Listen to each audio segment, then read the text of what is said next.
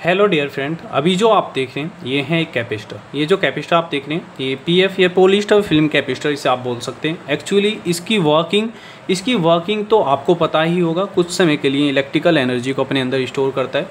लेकिन आज की वीडियो में इसका एक खास प्रयोग करने वाले हैं, यानी कि आप घर पर ही आसानी से अपने घर पर इलेक्ट्रिसिटी को बचा सकते हैं इसे सीरीज़ में लगाने के बाद। तो इसे कैसे इलेक्ट्रिसिटी आप बचा सकते हैं वो लाइव एक्सपेरिमेंट हम करेंगे। लाइव एक्सपेरिमेंट के लिए हमने एक मीटर लिया है, एक मल्टीमीटर लिया है, जिसके थ्रू हम वोल्टेज को मेजरिंग करेंगे। और यहाँ पे आप देख रहे हैं ये है power monitor. Power monitor means ये वोल्टेज, एम्पियर या फिर वाटेज को आसानी से बता सकता है कोई भी डिवाइस किस प्रकार से वाटेज ले रहा है।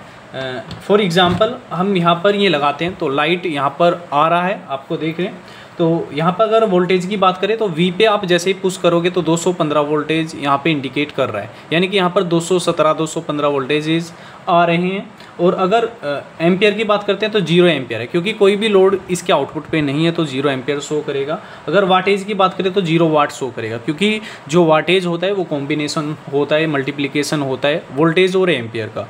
तो यहाँ पर एक मोबाइल चार्जर लेते हैं और यहाँ पर ये कनेक्ट करते हैं तो इसका पीसीबी कुछ वाटेज लेगा। तो अभी 0.22 वाट लेने के बाद ये पीक पे गया, देन उसके बाद ये फ्री रिलीज़ हो गया। ये फ्री रिलीज़ इसीलिए हुआ क्योंकि इसके जो आउटपुट पे कोई भी लोड नहीं है, यानी कि मोबाइल चार्जिंग पर नहीं लगा हुआ है, तो इसलिए ये 0 हो गया। और अगर वोल्टेज की बात करें तो वोल्टेज ये शो करेगा, एम्पियर की बात करें तो एम्पियर 0 ही शो करेगा। जब भी आप यहाँ पर अपना मोबाइल चार्जर इसके पिन पर लगाओगे तो यहाँ पर ये एम्पियर भी शो करेगा। इससे एक बात तो आपको पता लगती है कि अगर आपके मोबाइल चार्जर बोर्ड के अंदर लगा हुआ है और स्विच ऑन है तो वो कोई भी वाटेज यानी कि वोल्टेज या फिर एम्पियर नहीं ले रहा होगा, वो फ्री सर्किट होगा। तो थोड़ा बहुत होता है लेकिन इतना नहीं होता कि वो गणना में आ जाए, ठीक है। तो ये आपको ध्यान देना है। तो आइए कुछ लोड इसके ऊपर डालते हैं, देन उसके बाद इसकी वर्किंग देखते हैं किस प्रकार से इसका आउटपुट होता है और कितना, अगर हम यहाँ पर लोड के पास इस कैपेसिटर को पीएफ को सीरीज में लगाते हैं तो इसका क्या फ़र्क पड़ता है, ये प्रैक्टिकली आपको आज दिखाने वाले हैं। तो बहुत ही ये जो पावर मोनीटर आप देख रहे हैं बहुत ही यूज़फुल है, आप घर पर ही आसानी से इसे यूज़ कर सकते हैं और अपनी पावर मोनीटरिंग कर सकते हैं घर पर जो लोड चल रहा होगा। अभी जो पावर लीड आप देख रहे हैं ये हमारे पास है एक लाइट की, यानी कि जो लैब के अंदर लाइट लगी हुई है उसी लाइट की ये लीड है। तो यहाँ पर देखते हैं, ग्लो करके देखते हैं कितना वोल्टेज या फिर एम्पियर यहाँ पे शो करता है। ये 299 मिली एम्पियर शो कर रहा है और वोल्टेज देख रहे हैं आप 211 वोल्ट और ये एम्पियर जो है 300 मिली एम्पियर। और यहाँ पर वाटेज आप चेक कर सकते हैं, ये इसका cos 5 मान है, वाटेज इसका 61, यानी कि 60 वाट की लाइट ग्लो हो रही है अभी। तो इस 60 वाट की लाइट पे अगर हम पीएफ लगाते हैं तो क्या फ़र्क पड़ता है, एक बार लाइट का आपको दिखाते हैं कि लाइट लैब के अंदर किस तरह से ग्लो हो रहा है। लाइट के वायर्स, तो ये लाइट है वो ये यहाँ पे ग्लो हो रहा है, ये लैब का लाइट है। तो अभी यहाँ पे पीएफ लगाते हैं। लाइव एक्सपेरिमेंट के लिए हमने एक प्लग लिया है और इसके अंदर 2 वायर हमने निकाला हुआ है। तो एक वायर आपको इस तरह से कनेक्ट कर देना है किसी भी साइड, क्योंकि सीरीज़ में आप इसे लगाना है, आपको सीरीज़ में किसी भी तरफ आप इसे कनेक्ट कर सकते हैं इस कैपेसिटर को, पॉलिस्टर फिल्म कैपेसिटर को। तो दूसरी लेग पे हम ये पॉलिस्टर फिल्म कैपेसिटर कनेक्ट कर देते हैं। तो इस तरफ भी आपको ये कैपेसिटर कनेक्ट कर देना है और यहाँ पर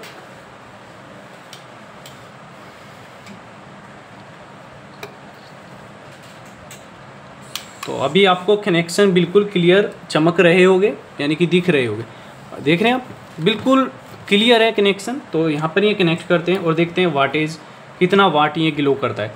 तो अभी जो लाइट है एक्चुअल में आपको देखना है जो वाटेज है 0.80 वाट, यानी कि 1.2 या फिर 0.8 के आसपास, यानी कि 100 मिली एम्पियर के आसपास ये यहाँ पर ले रहा होगा।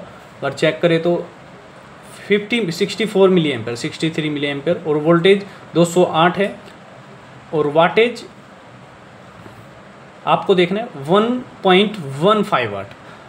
और यहाँ पर अगर लाइट की कंडीशन देखें तो लाइट का जो कैपेसिटर है यानी कि सर्किट है वो सही से ऑन भी नहीं हो रहा है। तो यहाँ पर आपको ध्यान देना है, लाइट का जो सर्किट है वो सही से ऑन भी नहीं हो रहा है, ब्लिंकिंग कर रहा है।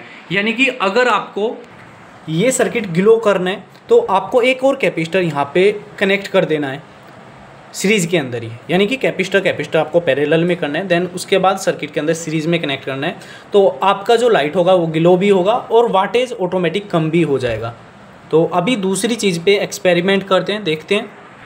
तो गाइस यहाँ पर आपको ध्यान देना है, अभी एक और इक्विपमेंट हमने कनेक्ट किया है जो लैब का ही इक्विपमेंट है, एक पावर सप्लाई है, DC पावर सप्लाई है, AC to DC power supply.